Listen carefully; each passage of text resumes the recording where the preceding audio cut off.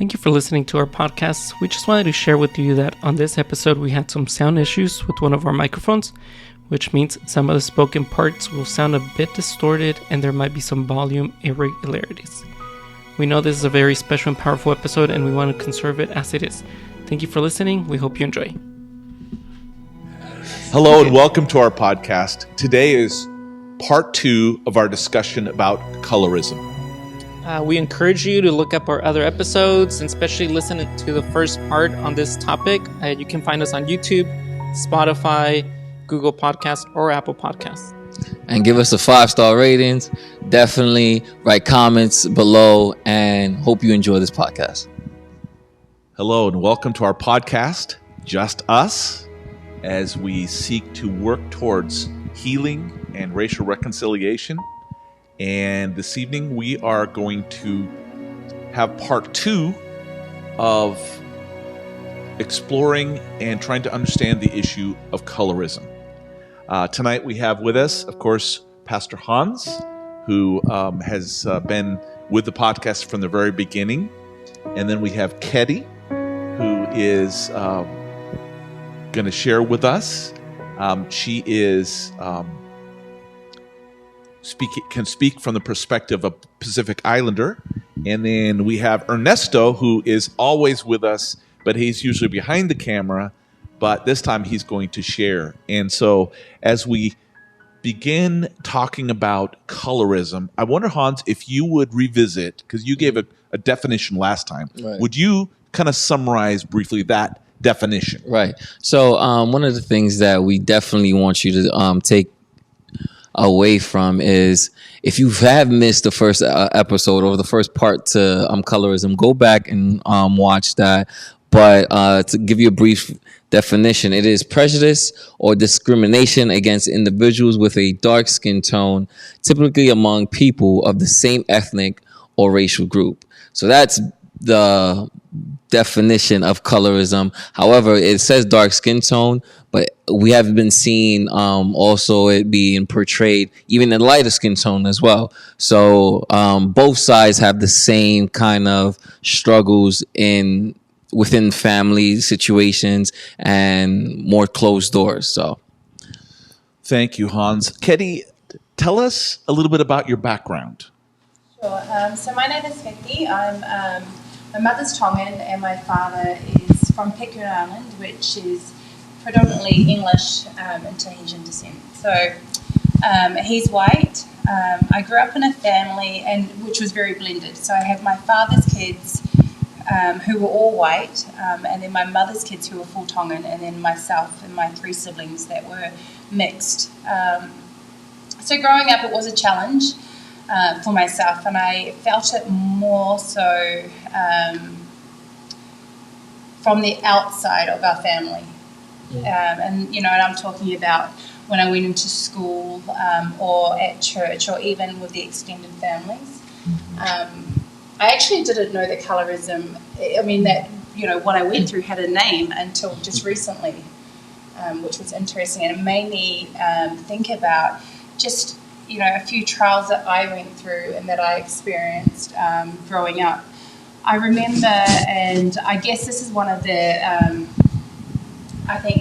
turning points for me was in high school.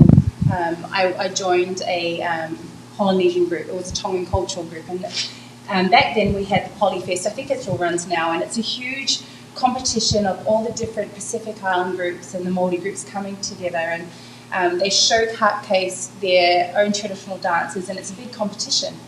And I remembered, I think I was only 15 or 14 at the time, I joined the Tongan group. And while sitting in one of the practices, I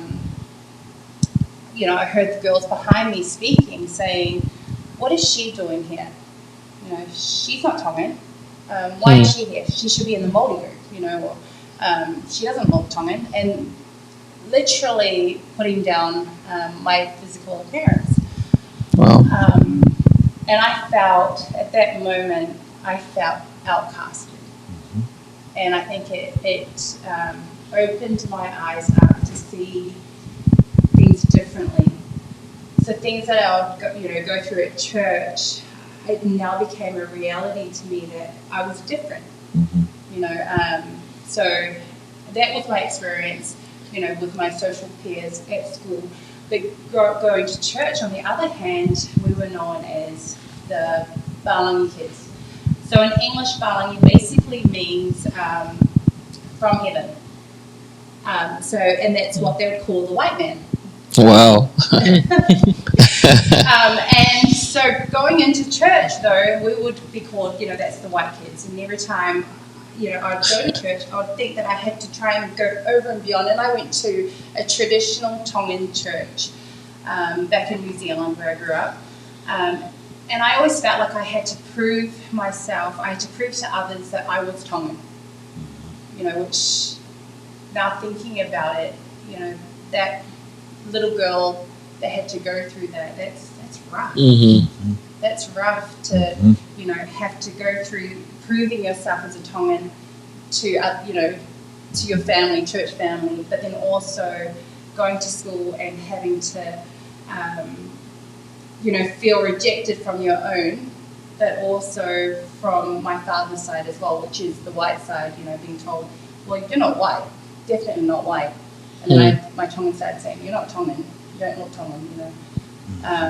Yeah, very uncomfortable. What was that like for you, Ketty? It did play a huge part in my mindset. I saw myself turning away from my Tongan roots because I associated the culture, which is a beautiful culture, with separation, anxiety. It stressed me out. You didn't feel like a safe place? No, it definitely didn't. I always felt like I had to, you know, I had to go over and beyond to prove my identity, you know, and who I was. Wow. And growing up, that left you with a sense, because you talked about how some of the siblings, well, you're not white, but some other people, you're not Tongan. So did that leave you with a sense sometimes of, where do I fit in? Oh yeah, definitely. I never really felt like I belonged to any group, really. I did feel like an outcast growing up, and you'd hear it. You know, you hear it also in my later stage, or teenage stage, and early adult stages, where you know, I often hear people say, "Well, she can't speak Tongan because her father's white," you know, and they were all based on assumptions. Just because my father was white, I obviously couldn't speak Tongan, which for me growing up, I always felt like, you know, I looked Tongan because I had dark, thick hair, you know, I had big eyes. I'm Tongan. But to, you know, and it was mostly growing up in my teenage years, it was pointed out that, no, you don't look like the typical Tongan. You're not like us. You're different. So your husband is Samoan. Yes. Does colorism affect other Pacific Island communities besides Tongan? Have you seen or observed it in other Pacific Island communities? Yeah, I'm going to say yes. It does. It does. I can only speak of my own personal. Right. But I definitely do know that it does exist in the Pacific Islands. It's a huge thing, actually. Yeah, colorism. So I think the mindset is the lighter you are, the smarter you are, the more beautiful you are. You know. I can recall growing up trying to sunbathe out the back of our backyard, and my mum yelling at, you know, coming through the house and yelling at us, me and my sister, telling us to get out of the sun. You know, you shouldn't be in the sun like that. You're going to get too dark. Yeah. You know, and back then, you know, and even now, being tanned and, you know, it's the healthy, beautiful way to live. Right. So it is. It's confusing. Yeah. Yeah. Ketty, thank you for sharing that. Ernesto, you tell us a little about yourself and and what you've observed and experienced regarding colorism.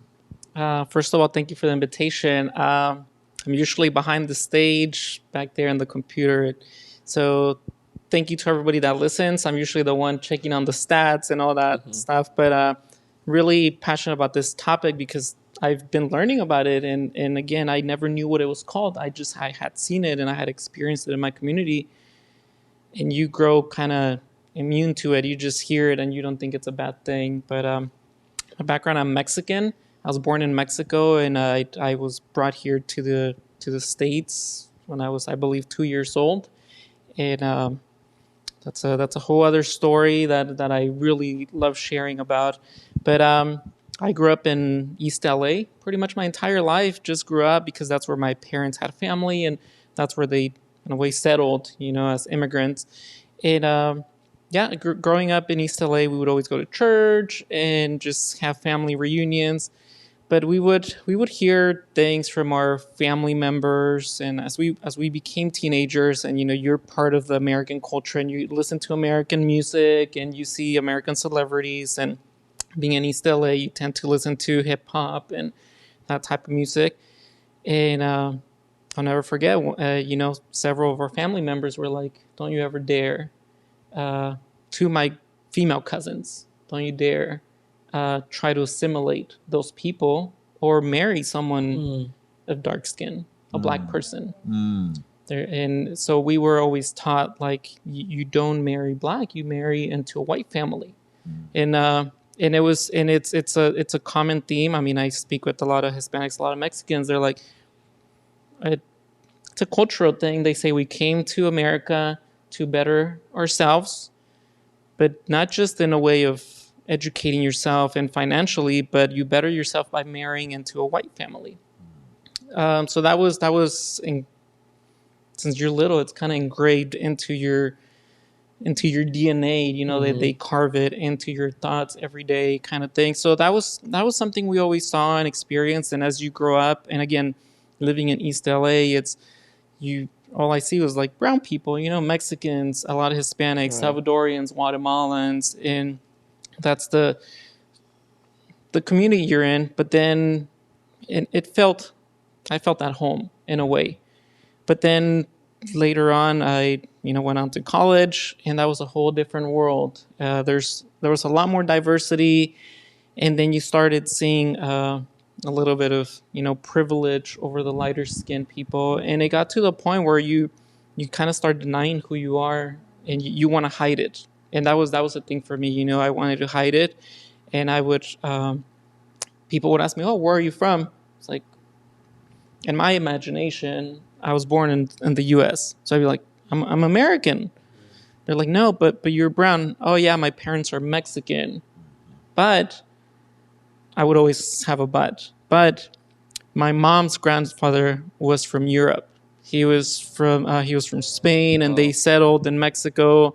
So scratch everything else. You wanted to assimilate to the European man, and just you kind of want to grab on to that little string and be like, maybe this might save me. Again, with that mentality, because that's what you're taught. You want to be accepted and fit in. You wanted to be accepted because you were always taught, like, oh.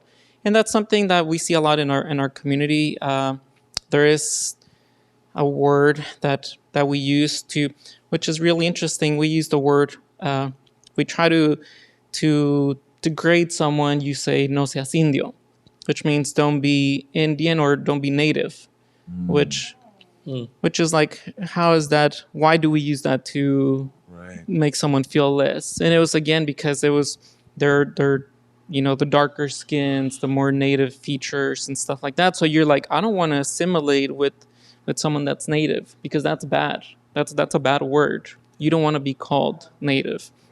So you were always trying to, and it happens a lot. I still talk to a lot of people. I'm like, "Oh, what's your background?" "Oh, I'm Mexican." But that but always, but so and so were from European descent or from Spain and that kind of stuff. So that was kind of the world I grew up in, and then eventually with the years, I think it was 2020 when I learned there was a word for it, and I was like, wait, there's a word, and it's becoming topic, and I think in Mexico at least it's been talked about a lot about. On the last episode, I know Nita talked about celebrities. You know, the celebrities in Mexico. When you watch Mexican television, they're all light skinned, and they bring actors from Spain and Venezuela, and they're bringing the light skinned actors and actresses, and they're depicted as the Mexican family. Right. And then there's the service, the people that work service, the caretakers. They're the brown skinned people. So it's always, you know, they have the lesser roles. They're not the professionals. They're not.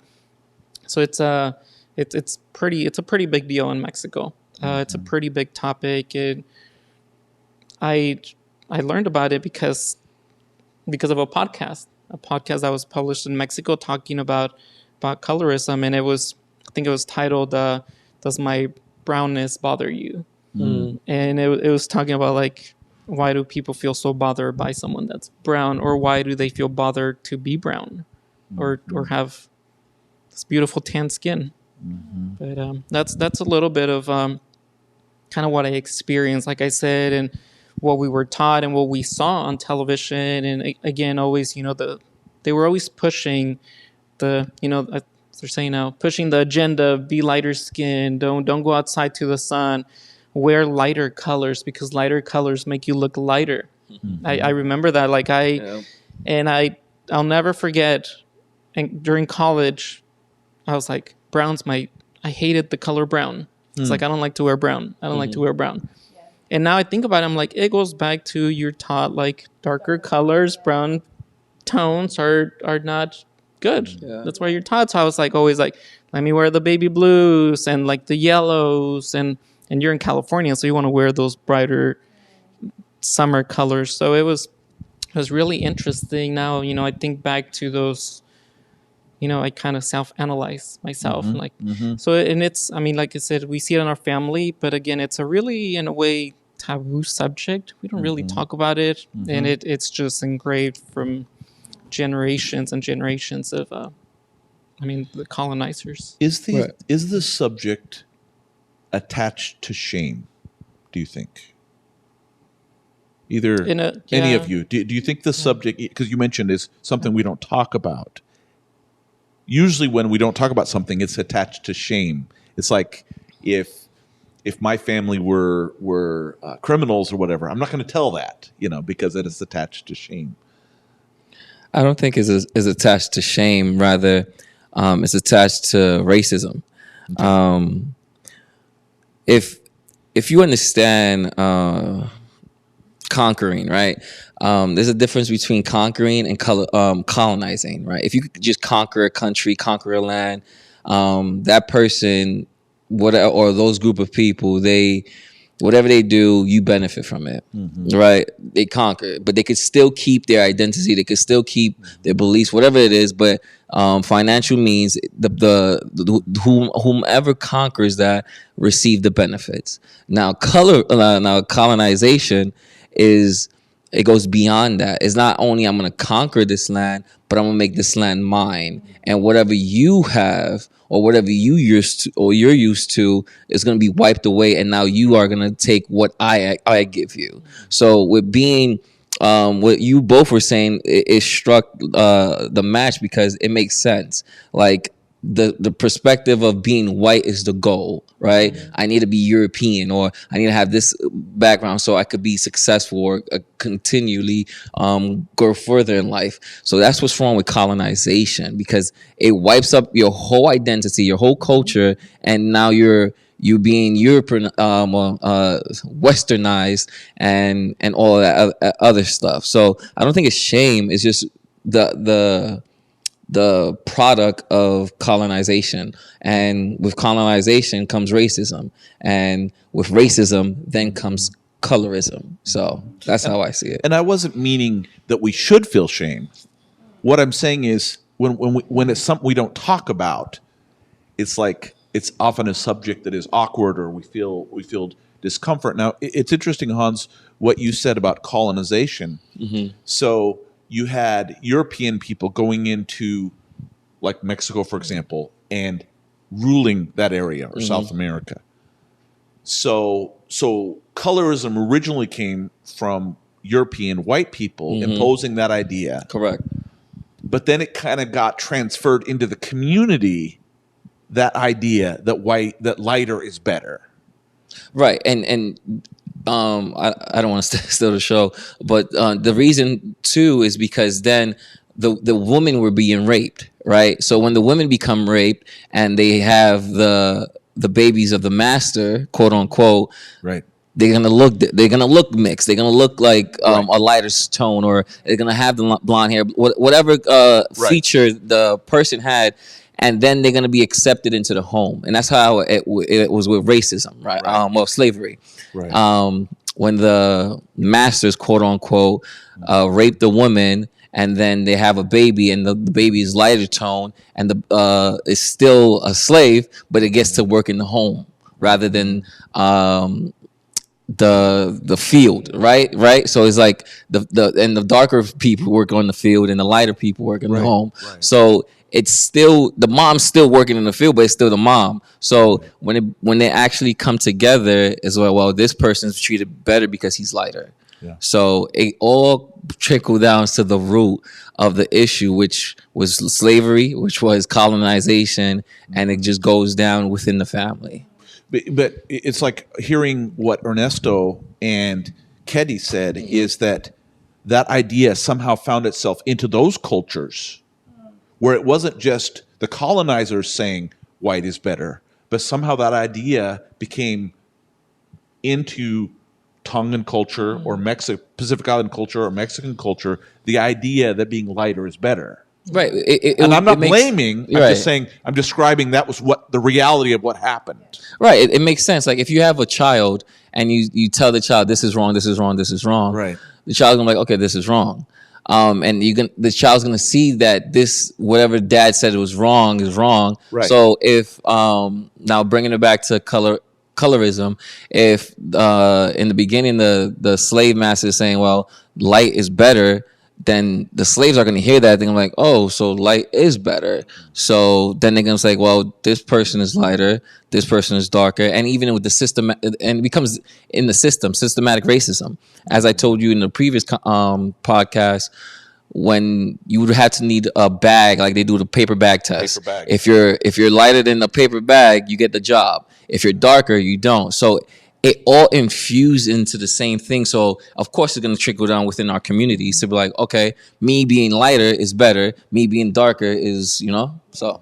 Yeah, I know in Mexican culture, going back to the 1800s, probably, it became a sense where people from the more rural areas, southern Mexico, they would come up to the city or bigger cities, and they were indigenous people coming up to the cities, and obviously they were not educated, they worked the fields, they have less money, and then they would come and see these lighter skinned people in the city with nice clothes, driving the cars back then, and having more money, having the bigger house. So it was like, they started assimilating that. So then that kind of transferred to them teaching their young, hey, you should strive for that. That should be your goal, to be.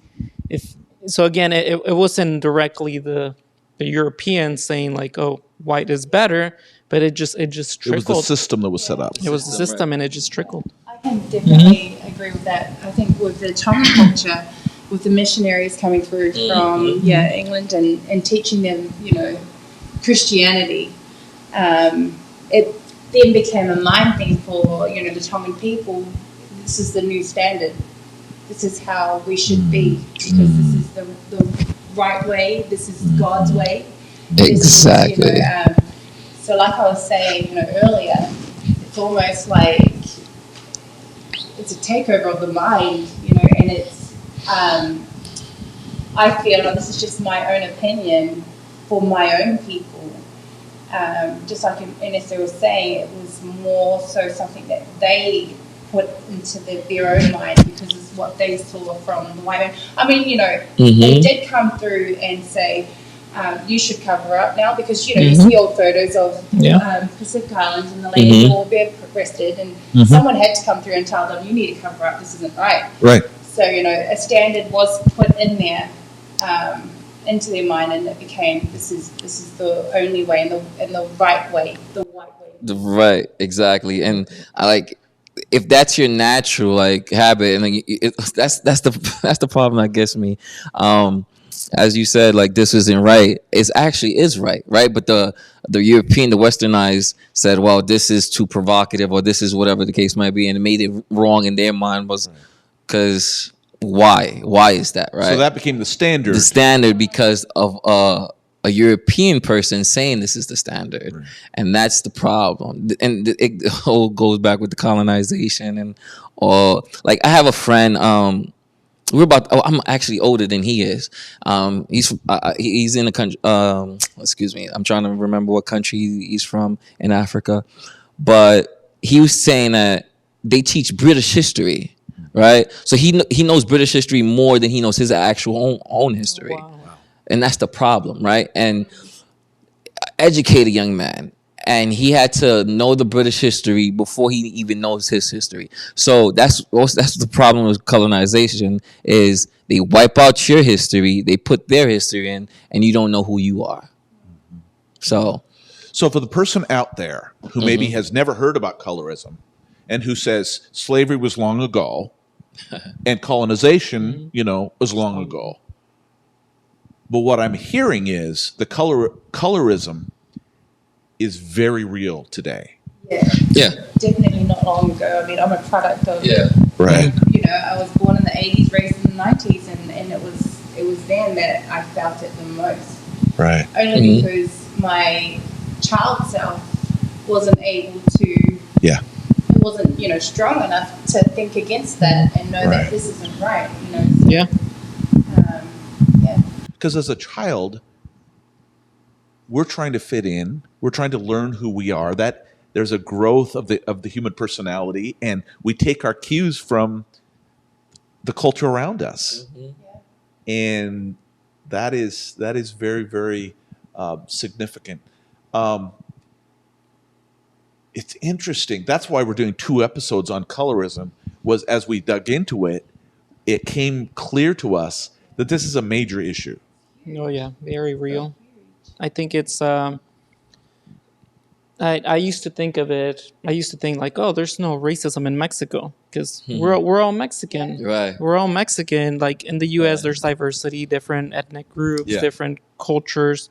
I was like, but in Mexico, we're all Mexican, but we have kind of like the, I don't know, like the stepchild of racism, colorism, which is it's been there for centuries, and it has affected our society so much. And again, then it migrates to other countries. Correct. And then it gets brought here, and then it affects our small communities, or we live in diverse communities, but are within our Hispanic community, it gets affected. And Correct. And it's even here in the U.S.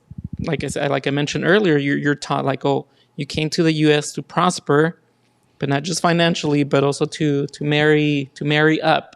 You got to level up, and part of leveling up is you gotta marry lighter skin. So that's it's and there's a lot of families that they haven't opened up their eyes to it. They don't know it's called colorism. They don't know what it is, and it's a thing, and it's very sad to see it unfold in our communities. And when you think in terms of that, Jesus died for all of us. The blood of Jesus is there for all of us. And the scripture says, in Christ there is neither Jew or Greek. In other words, ethnicity does not matter in the kingdom. And you think that human beings, any culture, they can marry and have children. Their genes, there's no difference, genetically as far as the ability to procreate together or whatever. So when you look at God's plan for the human race, you could see that colorism isn't part of his plan. Let me ask you this question. And I'd like to ask all 3 of you. What harm do you see colorism doing to human beings? What do you think are the effects on people?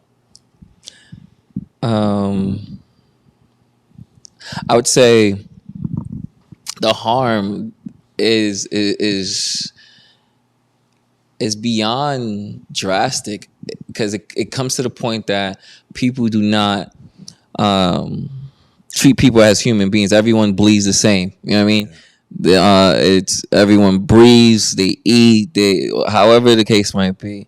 But with colorism, it puts you versus them kind of thing, and it's a tool that divides and conquer. And the human race is just one race, the human race, Right. right? We're humans. Right. But colorism is like, well, you're white, I'm black, you're this, you're that. That's right. It separates everyone, and that's the issue. And it's not just white and black, but it gives different levels or Yeah. grades Correct. within Yeah. Right. the different colors. So, I mean, it is a sister of racism. Yes. You said it right. Because you find yourself, I mean, for myself, you know, I found myself at a place when I was in my teenage years feeling like I don't want to be Tongan, you know, shutting out that whole culture for those few years because of the experience I went through and the hate that I felt that I was getting from my own people. You know, It caused pain. It caused pain, anxiety. You know, you walk into, and I belonged, back then my mother was a very religious, and we attended a traditional Tongan church. And the anxiety I'd get even just to go into Sabbath school and have to sit there and read from the Tongan Bible out loud, you know, in front of others that were sitting there. And they were my own cousins, you know, and thinking, man, I'm so different. I'm an outcast. Yeah. Identity issues. Oh, yeah. You know, that's huge. For you were made to feel like an outcast for something that you had done nothing about. It wasn't like, okay, I stole something and people were looked askew at it. It was the idea of colorism, which we're born with.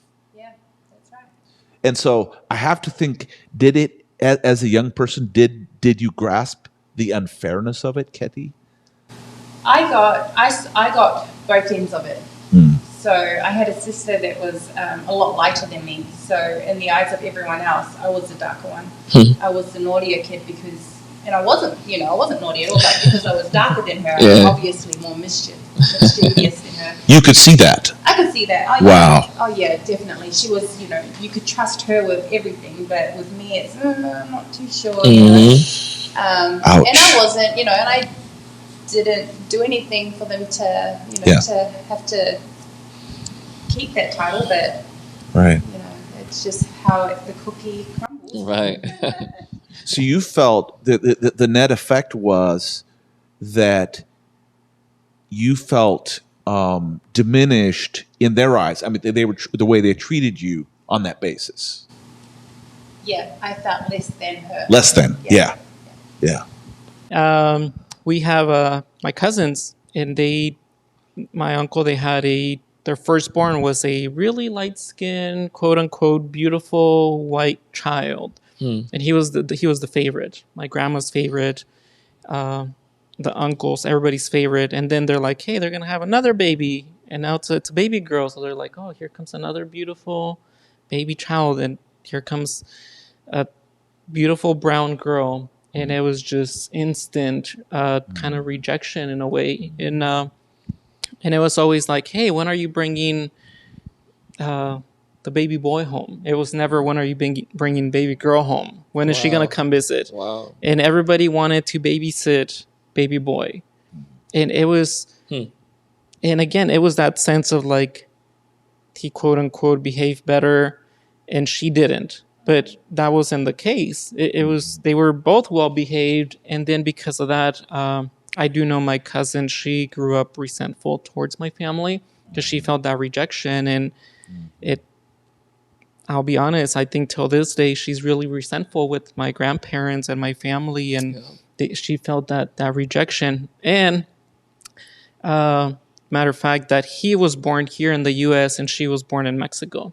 That made it even worse because she was living here in the U.S. and she was undocumented, and he was a beautiful white U.S. citizen that made the whole family proud, and he was like the family jewel. And it was really, I mean, you could see the pictures of us as little kids, and there you would see the white little boy in the corner, and we didn't know any better as kids, and we would all Right. play, and he didn't care, but it was our elders telling us he's better, and it was.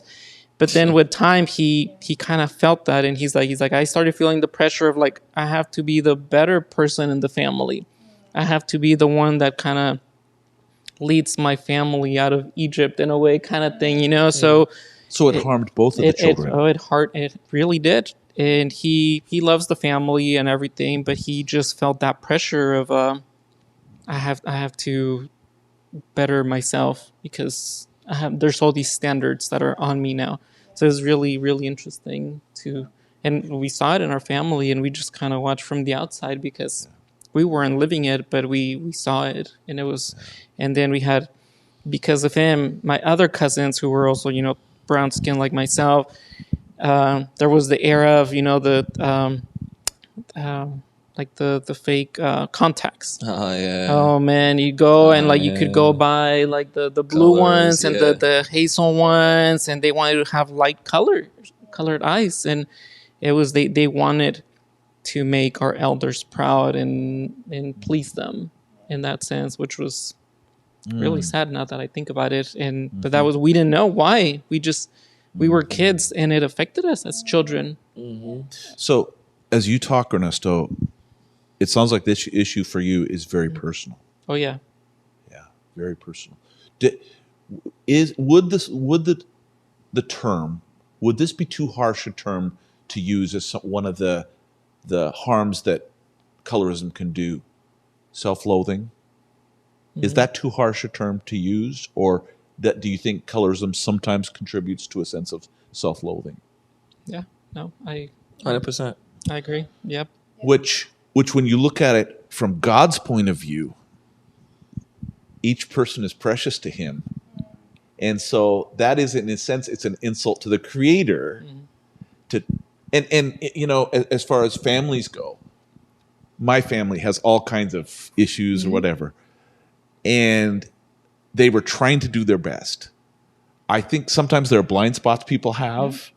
And so when we talk about this, it's not because we're wanting to shame our families or no. Yeah. no, we love them. I love my family. Yeah. But it's the fact that we are wanting to say you can't solve a problem unless you talk honestly about it, and we talk about, okay, what does God want us to have? How does he want us to relate to each other?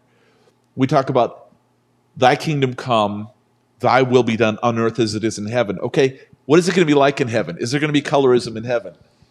I don't think so. Yeah. Yeah, that's wow. Yeah, I think definitely having a conversation within the family helps, right?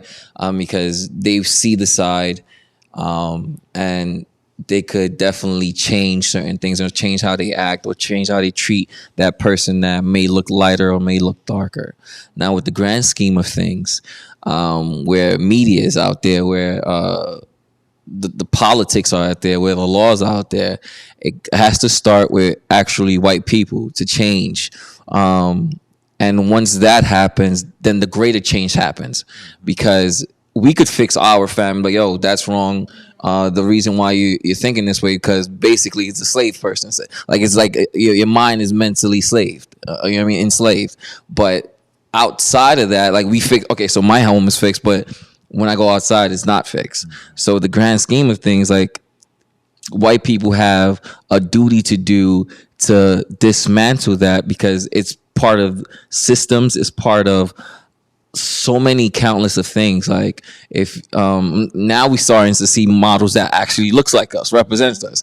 But back in the 90s, and which 90s is not even that far, or even to early 2000s, like, it was only a certain type of models, or certain type of faces, blonde hair, blue eyes, or just white, or a certain type of body shapes. So I think it's definitely starts within the home to fix our own thing, but globally it starts, you have that mantle, and you need white people have to, like, fix that part.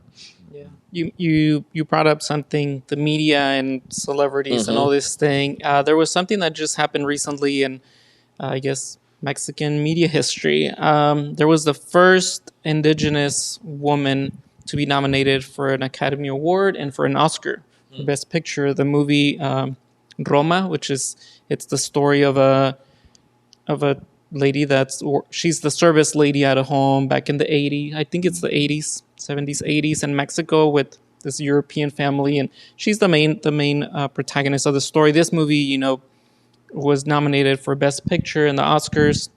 So it's like, wow, she's Mexican indigenous with these beautiful indigenous features, and you would expect all of Mexico to be proud of her, but she was too brown and she was too indigenous for the media, and there was a lot of backlash, and they were like, they should have nominated someone else, because how can you nominate this indigenous person that, again, going back to she doesn't know anything. They picked her up, and I believe they picked her up off the streets, and they're like, would you want to be the actress for this? And they coached her and everything, and she did amazing. She earned it. Right. But people were like, she's not even a professional actress. She was picked off the streets. And there was a lot of controversy in Mexico and this just happened, I believe, it was 2018, 2017. And till this day, she's become an advocate, and there's a lot of conversations and she's like, we need to stop giving brown actors and actresses. There's another actor, I just blanked out on his name. They're talking, he's like, usually they would give him always like the roles of the criminal, the gangster, the drug addict. He's like, I wanted to be a lead actor. I didn't want to be he's like, I have a PhD and I've gone to all these amazing schools of acting, but he's like, I wasn't good enough. And so they're spearheading these conversations at a national level, because they're both Oscar winning actors and they're both indigenous. So they're leading that conversation, and it's in a way kind of helping, but again, there's always that pushback of if they're not. So Hans mentioned the idea of what can we do to heal something like colorism. And obviously, we can't control what the media does, what the fashion industry does, but we can, within our own communities, we can affect change there. And we can look for ways that we can deal with those things on a grander level. But the starting point needs to be in our communities. How do we treat each other? What are the spiritual issues of colorism? One of them that comes to my mind is in Luke 18. You remember the story? Jesus told the story of the Pharisee and the tax collector. And it starts in Luke 18. It says, to some who were confident of their own righteousness and looked down on everyone else. And when you say that colorism is the idea of, I'm better and I look down on other people. That's one of the ingredients. The Pharisee, when he prayed, I thank you that I'm not like other people or like this tax collector. So again, it was the idea, he was exalting himself and looking down on other people. But the tax collector, he said, Lord, have mercy on me, a sinner. He was defining himself based on who God said he was and not looking down on other people. So that's one of the spiritual principles I think when I think of colorism is the idea that in heaven's eyes, we don't get our value by looking down on others. We get our value, but who does God say we are? What is our identity in Christ? Any other thoughts of what the spiritual issues of colorism are? Because I think if we understand the spiritual issues, that will, I think, be a path for us of how we can, in our lives, in our communities, do better. We can support the little girl like you, Ketty, who maybe is treated that way. Were there ever any other adults who helped you with that or supported you? No, because it was their normal. Because this is a generational thing. Right. This isn't just my thing that I went through. Yep. They all went through it, so it was normal. And it even became, it was something that I lived with and never really addressed because it was my normal. Mm-hmm. And I think that's one of the problems because it becomes a normal. There's an underlying conversation that you have with people without even thinking about the words you choose to say. Yeah. And in the church setting too. Yeah. We just got to be more mindful and educate ourselves with the clear differences, and to accept the clear differences. Yeah. Just because you have your way, it doesn't mean it's the right way, and just because I have my way, it doesn't mean it's the right. But it's our own way. It's our own stories. Yeah. So I think in a church, in a spiritual setting, accepting that this is real. Yeah. Accepting this is real. Not being in denial. Not being in denial. Speaking about it. Yeah. Just like we are now. Right. Conversations like this is healthy. We're naming it. We're naming it. And I know I've had a moment while sitting here thinking, oh man, I hope I'm not going to offend any of my family members. But I'm like, hold on, wait. I was offended my whole life because of this.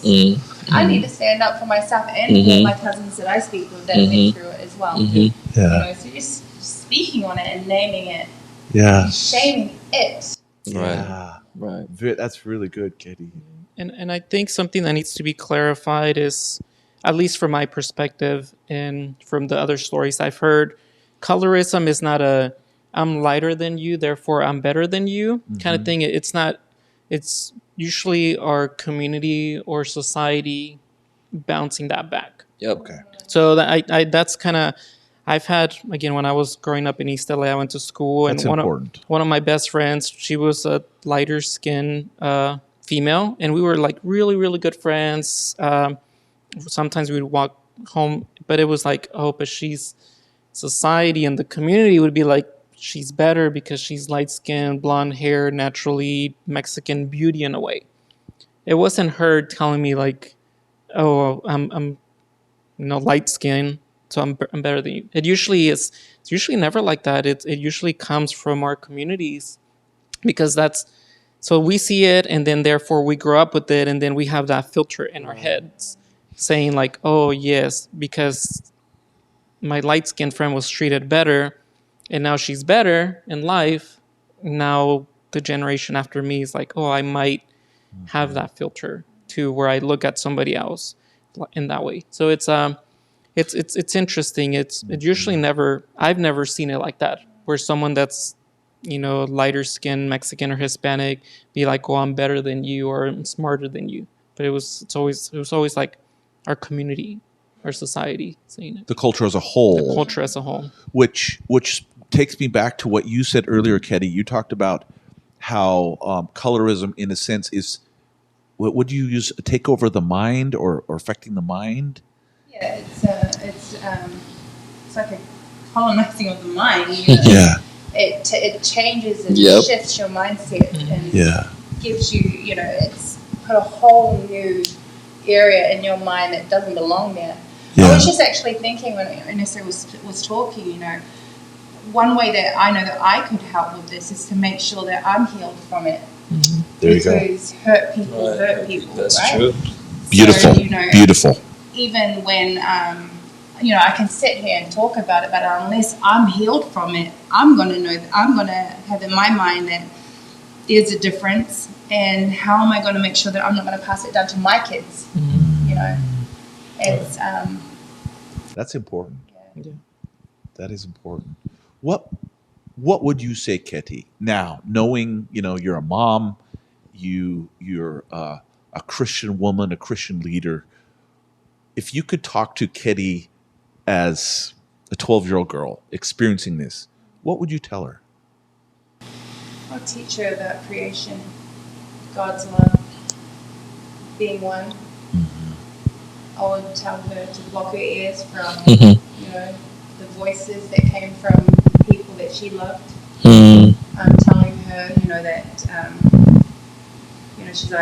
she's beautiful because she's fairer than the others, or she's a bad person because she's darker than her. Siblings and just protect her ears. Mm-hmm. one of the scriptures that really comes to my mind when we talk about this is, I think a lot goes back to the Garden of Eden and that encounter at the tree of knowledge of good and evil. And when the serpent said to Eve, you won't die, and if you eat this fruit, you'll be like God, knowing good and evil. In other words, you will elevate, you'll be better if you do something. Not only was it asking her to disobey God, but it was causing her to doubt her worthiness and her qualities as God's creation. You need to do something to be more than God created you to be. And I think that's part of the spirit of colorism, that the idea that who I am, who God created me, is not enough. I've got to do more. And it's very sad that is the case. But again, as we talk openly about it, and like you said, Ketty, as we look for healing, I think as a white person, to be honest with you, I didn't know probably before you and Mimi and I had that conversation, I didn't really know about this. So this is somewhat new to me, but I think it's important. And I do remember there was one time where somebody came to my house, and he was a young Hispanic man. And I heard kind of, how you hear things through the grapevine. I heard where his dad asked, "Do they know you're brown?" Now for us, we welcomed him. We loved him, but from his community, that was an issue. Was he going to be accepted? Wow. Any last thoughts as we kind of wind this up? Any last thoughts any of you wants to share? I do want to share that I've seen a lot of generational healing in my generation. It's taken me 30 years to accept my culture. And I am now, I think I mentioned it to you, Bill, like I am now learning who I am and kind of gaining that culture, because for many years I pushed it out and I was like, I don't want to be known as the brown Mexican. I live in America. I'm this person, but now I'm like, I've seen it a lot with other young professionals, a lot of young adults. They're kind of reclaiming their culture.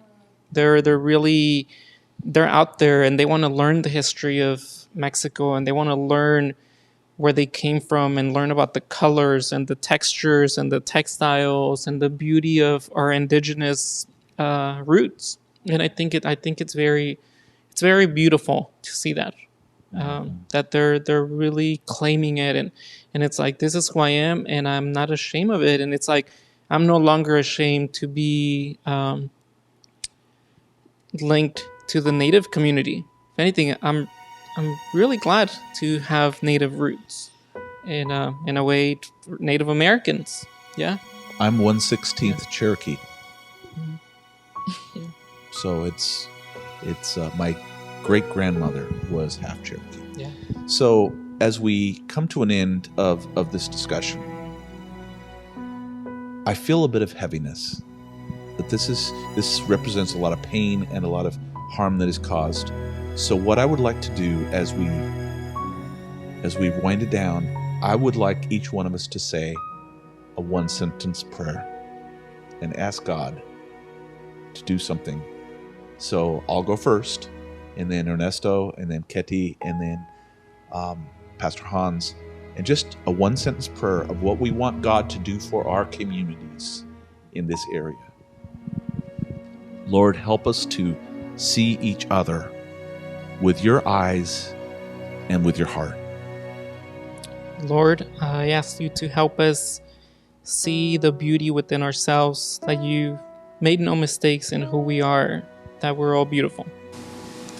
Lord, help us to renew our minds and to help us understand and accept our worthiness and your worthiness in us, Lord. And God,